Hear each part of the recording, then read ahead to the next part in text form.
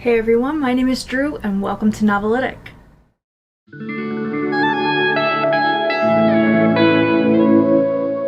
So today we are going to be wrapping up my TBR for Becca's Bookoplathon, which was so much fun. Thank you, Becca, for putting that on. It was the most fun that I've had in a really long time, so once again, thank you. So the first two prompts were to either read a book with a dark cover or to read a fantasy, so I combined the two and I read These Violent Delights by Chloe Gong. So this is a fantasy retelling of Romeo and Juliet set in 1920s Shanghai, where there's this plague that's totally like rampaging Shanghai, and within this, the two different gangs have to come together to work through this. Now, oh, this was so good.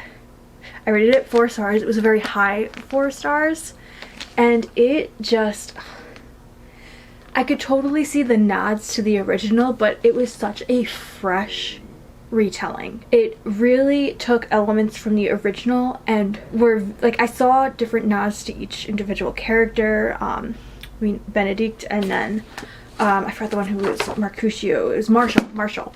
I loved them. I wasn't a huge fan of Roma and Juliet. Like, they had their shining moments, but really though, the cousins and then Kathleen and Rosalind really stole the show. I loved those side characters, and I am super excited that there is going to be a second one, that it's going to be a duology. So yeah, 4 stars. So for the second prompt, it was to read a book that had POC rep or to read a contemporary. Now, I'm not a huge fan of contemporary, but I ended up reading Persepolis, The Complete Persepolis by Marjane Satrapi. So this is a graphic novel memoir, and it is so good. I think I only read the first section of it previously, when she would, like, the beginning starts off as her as a kid and then it goes throughout her life, and it was just so good. It's beautifully illustrated, and I think it tells a super important story. It's an important story in our global history, and overall I rated it 5 stars. There needs to be more graphic novels like this. It was so impactful, and oftentimes I would have to put it down because it was so heart-wrenching. Like, I would just get so either angry or upset, or just I needed to put it down.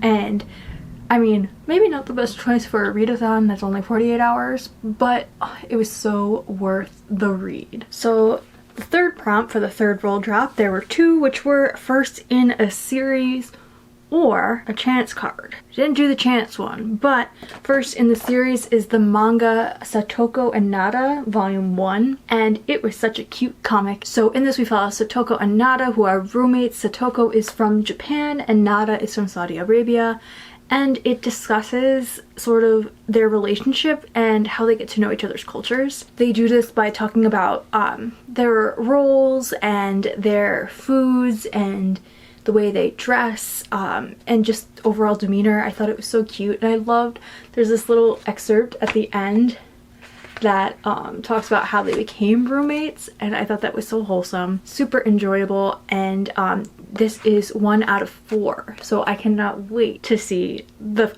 other 3 volumes in this collection. And lastly, for the 4th roll drop, we landed on Other and Set in the Present. So Other was more so reading a book that might not be what you normally read. I decided to read George by Alex Gino.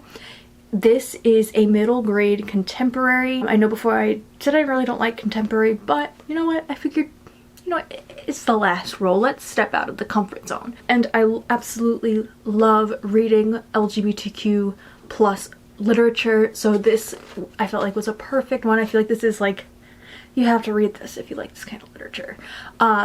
And I know that it sometimes is considered controversial, but I thought it was such a cute read, and I just thought it was so good. Oh, and this, we are following our main character, George, who wants to be referred to as Melissa, which we find out later on, sort of navigating 4th grade as someone who believes that they were meant to be a girl. And it just talks about how this is, and I think it's a very good and powerful middle school rendition of this. It It was just so good. It's so good. I want to read the other book by Alex, you know, Rick, who actually is a character in this book. Just also as a kind of like honorable mention, I did try to read Leave the World Behind. I had to put it down. I'm generally not a horror suspense person, but that's what this is. And it's like, I don't know, I only read like 15 pages, which I won't DNF a book unless I get at least like 30 to 50 pages in, but only about 15 pages in, the writing was weird. Like, it kind of creeped me out. Not in like a horror or suspense way. It was just weirdly done.